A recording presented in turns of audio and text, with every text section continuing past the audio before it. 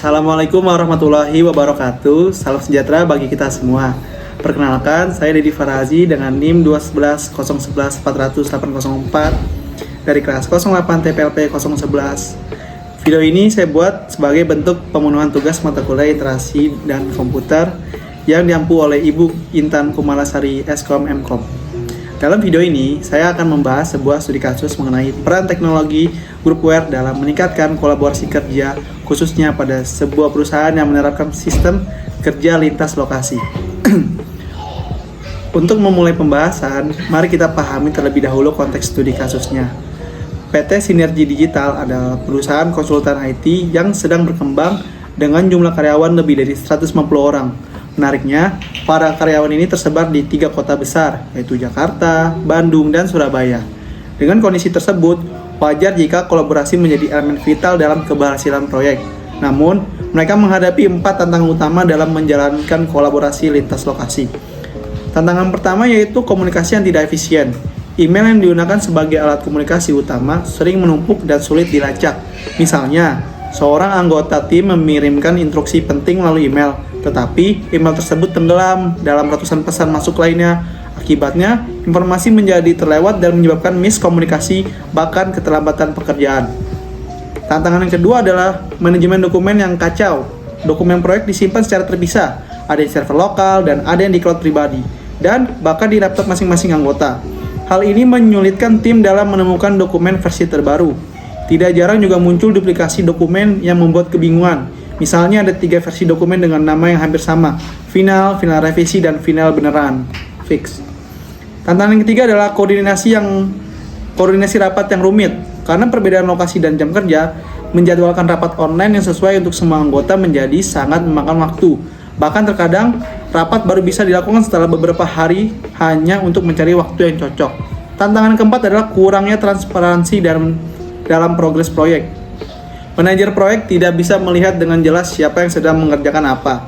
Ini menyebabkan kesulitan dalam melakukan evaluasi kinerja, memonitor timeline proyek, dan mendeteksi potensi keterlambatan lebih awal. Melihat tantangan-tantangan tersebut, manajemen PT Sinergi Digital menyadari bahwa mereka membutuhkan solusi digital terintegrasi. Maka muncullah ide untuk mengimplementasikan groupware. Ada 3 fitur groupware yang paling sangat krusial.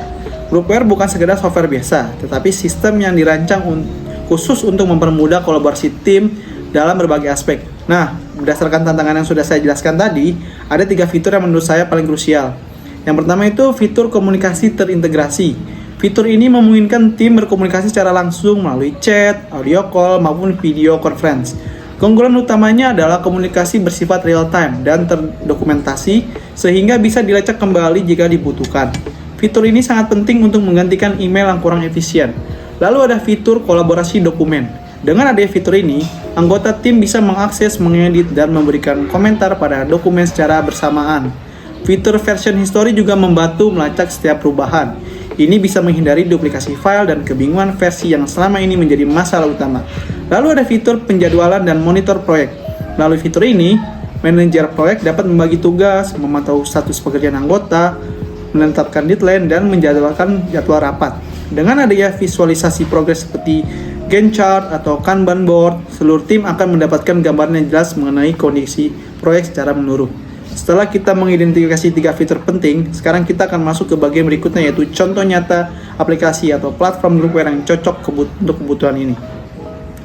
Ada banyak platform groupware di luar sana, tapi di sini saya akan membahas 3 yang cukup populer dan relevan untuk PT Sinergi Digital.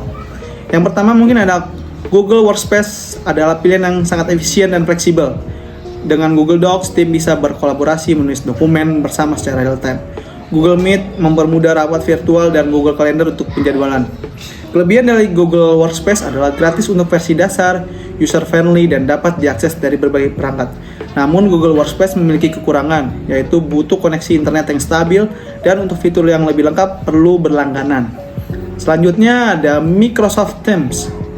Teams sangat cocok untuk perusahaan yang menggunakan Microsoft Office. Tersedia fitur chat, panggilan video, penyimpanan dokumen melalui OneDrive, dan integrasi dengan Word, Excel, dan PowerPoint. Microsoft Teams memiliki kelebihan yaitu ekosistem Microsoft yang kuat dan keamanan tinggi. Namun Microsoft Teams memiliki kekurangan, yaitu versi gratisnya sangat terbatas dan aplikasinya cukup berat di perangkat yang spek rendah. Selanjutnya ada Slack dan Trello. Slack unggul di komunikasi tim, sedangkan Trello bisa digunakan untuk monitoring proyek. Kombinasi keduanya cocok untuk manajemen kerja visual dan cepat. Slack dan Trello memiliki kelebihan yang yaitu ringan dan fleksibel lalu banyak integrasi. Namun Slack dan Trello memiliki kekurangan yaitu tidak punya fitur pengelolaan dokumen langsung, harus disambungkan ke layanan lain. Nah, setelah melihat contoh aplikasinya, sekarang kita masuk ke topik yang lebih teoritis namun penting untuk dipahami, yaitu tentang evolusi antarmuka dalam interaksi manusia dan komputer. Dulu, saat awal penggunaan komputer, antarmuka yang digunakan adalah Common Line Interface atau CLI. Pengguna harus mengetikkan perintah tertentu untuk menjalankan fungsi. Ini sangat teknis dan hanya bisa digunakan oleh orang-orang dengan latar belakang teknologi. Seiring berkembangnya teknologi, muncul GUI atau Graphical User Interface. Disinilah muncul icon, tombol, jendela, dan pointer. GUI membuat komputer lebih ramah pengguna, karena orang bisa mengoperasikan komputer hanya dengan klik dan drag. Lalu untuk masa kini, kita memasuki era NUI atau Natural User Interface. Di era ini, manusia bisa berinteraksi dengan sistem secara alami, seperti menggunakan suara, gerakan, bahkan ekspresi wajah. Contohnya seperti touchscreen di handphone, lalu voice command pada Siri atau Google Assistant, dan gestur tangan pada konsol game. Ada 4 faktor yang mendorong evolusi antarmuka.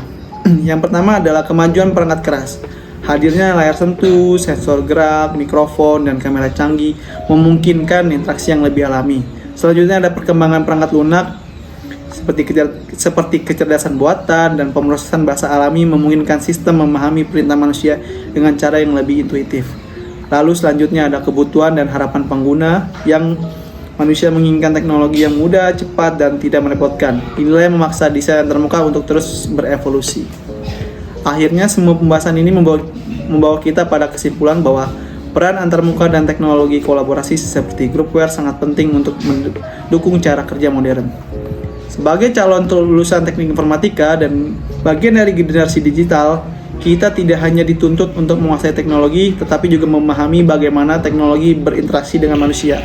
Studi kasus PT Sinergi Digital adalah contoh nyata bahwa teknologi bukan hanya soal alat, tapi tentang bagaimana kita bisa mempermudah kehidupan manusia melalui solusi yang tepat. Semoga video ini dapat memberikan pemahaman yang lebih luas dan bermanfaat bagi kita semua.